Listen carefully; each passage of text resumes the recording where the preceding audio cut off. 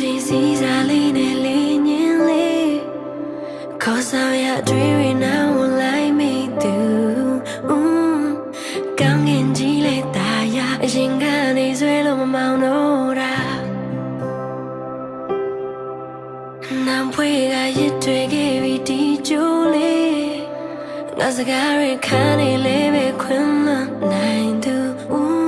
အတိတ်ဆိုရမေးစီတဲ့သူတရားရကြပြုံးစီသူဒီကဘာမြေပြင်တဲ့ရောင်စုံလူတွေကြ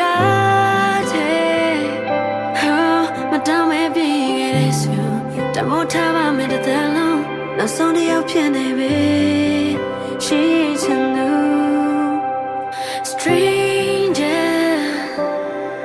ဘဝရဲမင်းကရောင်လို့လားမျိုးလေးကြမထားတဲ့မင်းချင်များအရင်မှတလုံးသိစီ